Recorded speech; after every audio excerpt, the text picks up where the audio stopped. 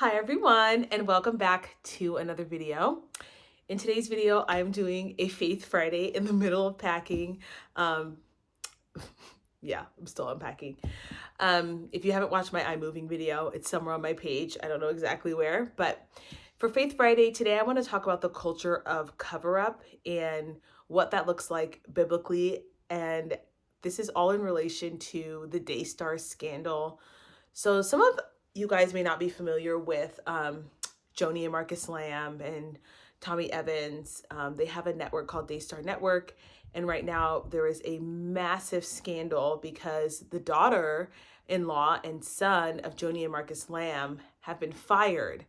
And they have alleged that there were quite a couple of instances where SA was involved on the network grounds, on the company grounds, and both his deceased father as well as the mother participated in a cover-up. If you want to hear the whole story, you have to go to the Roy's report, ROYS. She has an hour and a half of audio, and this is what really drove me over the edge to do this video. I don't want to just sit here and gossip about what happened. You guys can go watch all of this stuff for yourself, but what I want to talk about is the culture of cover-up that happened in a lot of Christian, particularly mega church situations. Now, if you guys are new here, I am a PK. I grew up in several different churches of all sizes and other, we used to travel to Mexico and go, my parents would go be missionaries, so to speak, in other countries. And my dad and all that. So I've been around different sort of sects of Christianity for a while. And I've seen this play out multiple times. And I recently was convicted about the fact that anytime we try to cover up something, especially as believers, God will always expose it. And the longer and the more we cover it up, the more detrimental that exposure tends to be.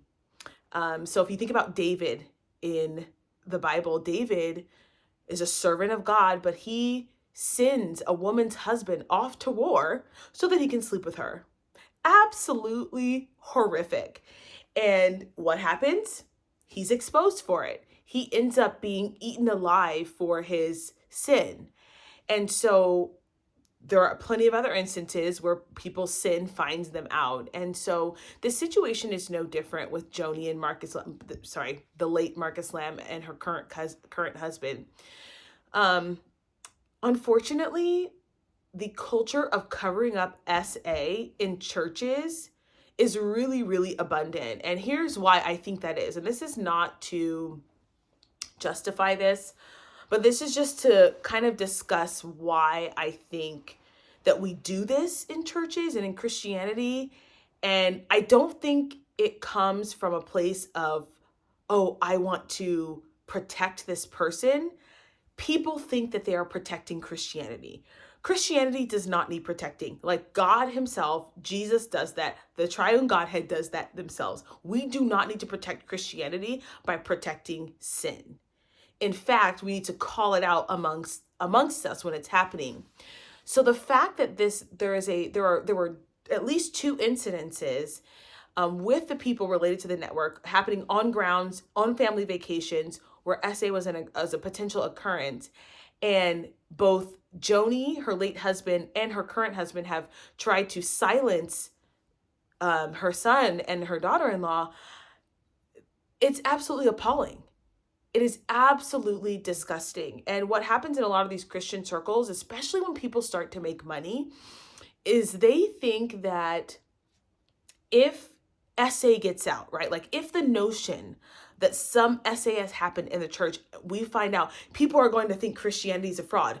No, that is completely false. Humans know that other humans are fallen. We know that.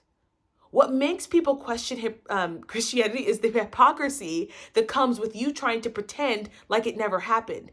We're supposed to be people who have upright morality. We're supposed to be people who represent Jesus. And when we say things like, "Oh, well, I'm not gonna, let's keep this quiet," or don't fire him, or don't, and we don't say publicly that something happened that was wrong here. We condemn this. We actually approve of it when we do that. But what happens with a lot of these big popular churches, we've heard of Steve Lawson, Mike, I forget the other guy's name, even TD Jakes, embroiled in these scandals, is that they may not even be doing the act themselves, but they are so concerned about their ministry. They're so concerned about the dollars in their pockets and the people in their seats that they are not willing to take the risk, which is, I put it in quotations because it's not a real risk. People will respect you more if you tell the truth. But a lot of these people have lost the plot. They have lost the plot. And the plot is, you are here to tell the truth, to tell the truth of the gospel, to share the gospel of Jesus Christ. That's your job as a pastor, as a Christian network. It is not to protect Christianity by lying about what happened. There are plenty of people who are believers who fall into sin, and they still have to be rebuked and sometimes fired. That's just part of what there are consequences to your actions. That is one of the central tenets of Christianity, is that there are consequences to your actions. And sometimes that means you get to be called out in front of your entire company, in front of your entire church, because you do need to be shamed for some of your behavior. But we're afraid to do that in Christian culture now. And we think that if we call it out, that less people will want to become Christians. No, I beg to differ. I think more people will say, wow, these people really mean something. These people really stand for something. Because when you hear about a Joni and Marcus Lamb, and you guys, you have to listen to the tapes. It is disgusting.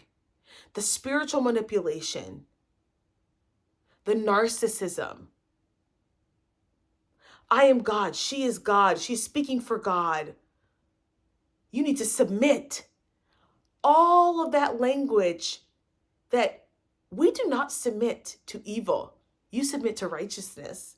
But when you hear the tapes, you guys, you have to hear them. You will understand what I mean. It is absolutely foul. And so these people are saying, oh, we're protecting, we're protecting the ministry. We're protecting. Yes, you're protecting your pockets. You are protecting your pockets. And when you decide that the most important thing is that people still view you a certain way over telling the truth, you have lost the plot. And I dare say you are not in right standing with God. And that is absolutely terrifying to me. It is terrifying to me to get to the point where my money and my fame and my wealth become more important than telling the truth. Because I don't want people to say, well, there goes those Christians again with those essay allegations. Right now, people are being exposed. And Joni and the late Marcus Lamb and her current husband would have been on the right side of history, as y'all say, if they had just said, listen, we do not tolerate any form of sexual misconduct in our company, in our enterprises, at our network. You must go. We rebuke this. We find this to be appalling. This is sinful. And we demand that you go to rehab. We demand that you go get some help right away. No. What did they do instead? They hired someone, an unlicensed chiropractor who had previous allegations of SA, and kept him in the room with women as their personal chiropractor. First of all, there's other issues besides that, with that. But that to me is abominable. That's something that should have never happened.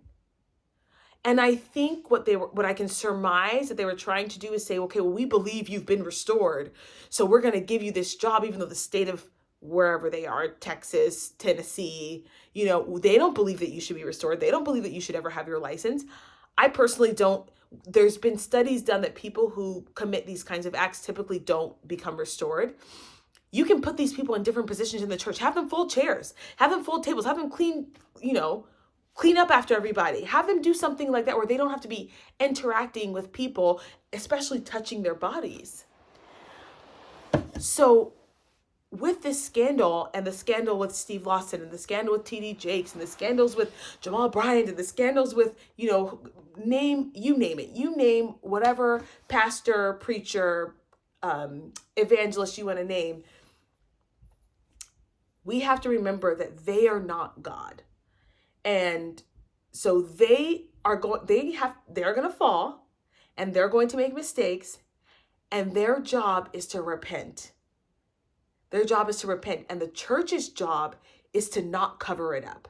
The church's job is to not say, oh my gosh, we have this great man of God who makes a lot of money, because let's be honest, that's what oftentimes what it comes down to, makes a lot of money, and we don't want to ruin the reputation of the country. People will say, we don't want to ruin Jesus' reputation. Jesus' reputation cannot be ruined. It cannot. You cannot ruin Christianity's representation. You're acting a fool. Some people may side eye you, but ultimately God's going to win. Ultimately, God's going to win. But what I noticed about all of these scandals is that everybody was trying to protect the money. Everybody was trying to protect the image. And when you do that, when churches, when enterprises, when networks do that, we set ourselves up. The very thing that we fear, we actually perpetuate. Because what are people saying now? Well, there goes those Christians and their allegation. They always doing something. They always messing with the women and the children's bodies. And that's the culture we've created. And I talked about this in my other video. Mike Bickle, is that his name? The other video that I made, IHOP Church. I talked about how this can very easily happen because when people start to gain positions of power, right? And you start to get next to who you deem to be, a man of God, someone who's closer to God than you are. It's easy to try to dismiss and protect and deny and, dismiss some of the things that they do that are wrong internally. But people become afraid. And if you guys listen to this tape, that woman, Joni Lamb, I bet people are scared of her. If you have not listened, you need to listen. I bet people are afraid of her. People are afraid to tell her no, which is how we got to where we've gotten. This is why Susie and Jonathan Lamb, her daughter-in-law and son, have finally had enough, because for many, many years, they kept silent. Presumably out of a little bit of fear of losing their job, out of fear of losing their inheritance, out of fear, right? And when you listen to the tapes and you listen to the way that she lambasts and goes after them and then twists scripture for her own gain, you will see it is absolutely horrific. But I can see how people who are in her inner circle are like, oh yes, we have to, they're yes men and they're yes women. And that is how you create a culture of cover up. Now, in churches, you're supposed to have you're supposed to have elders and deacons, and they're supposed to all be this like checks and balances. But oftentimes that doesn't necessarily work out the way that it's supposed to. Especially in larger churches. Now, I've seen in smaller churches where they're very quick to so there's a biblical way to call out sin. There's, you go to the person privately, then you go over 2 or 3, then you bring it before the church, and then they get excommunicated. I've been in churches where this process has happened, and it's been very good. To me, it creates a sense of safety where I know, okay, even, God forbid I fall into any kind of sin, but even they will do the same thing to me to make sure that I am walking right with the Lord. But even more so that if something were to, God forbid, happen to any of the women or children here, they would do the same thing for them. But this is not very prominent in these big churches. And a lot of times, you guys, that's because these big churches aren't even following a biblical model of church discipline.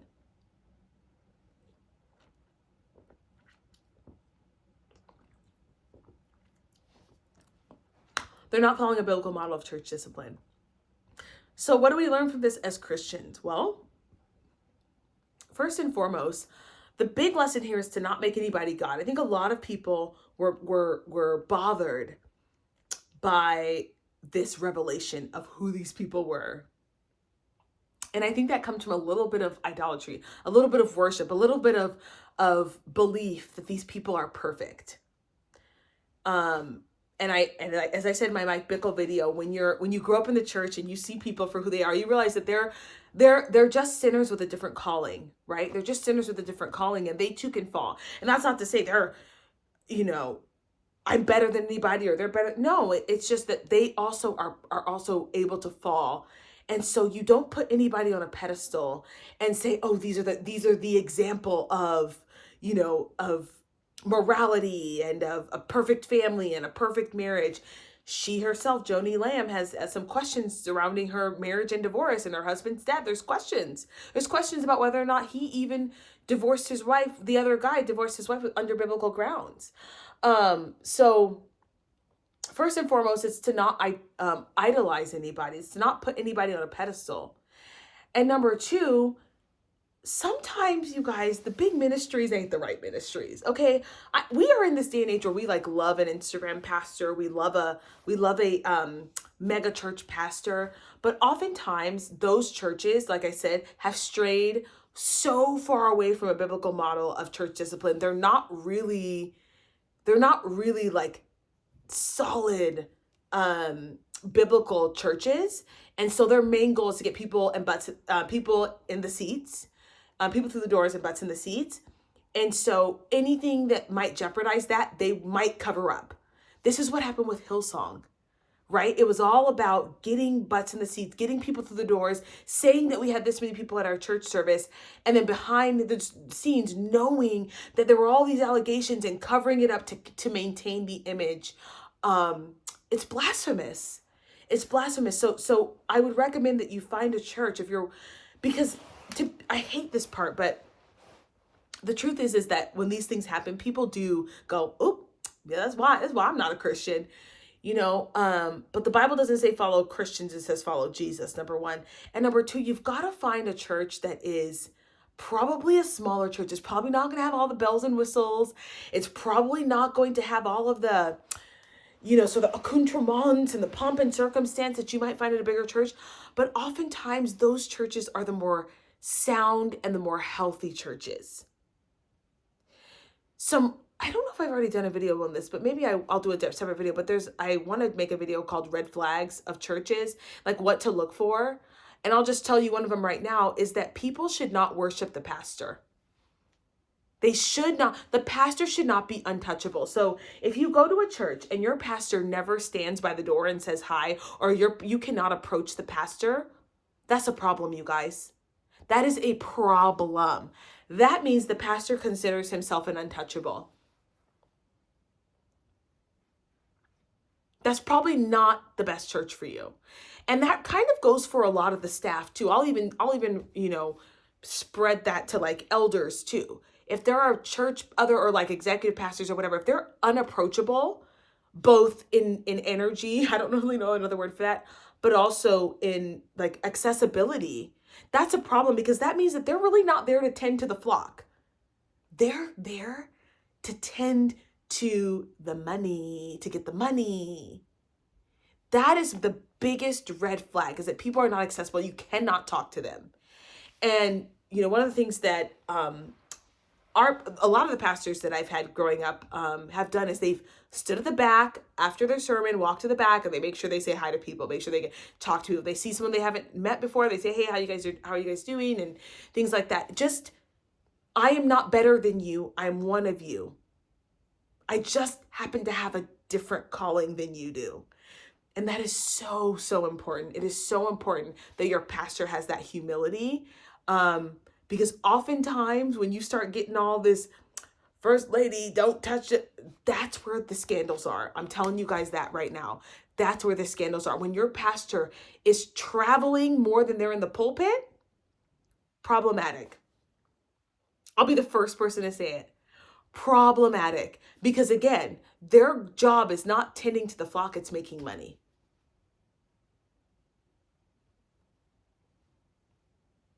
That is scary. that is a red flag. So I just want you guys to be mindful of that. Anyway, I hope you guys enjoyed this video. I hope you guys had a wonderful Thanksgiving yesterday. I'm going to go back to packing, unpacking, and I will see you guys in the next one. Don't forget to like, share, comment, and subscribe, and I will see you guys in the next one. Bye.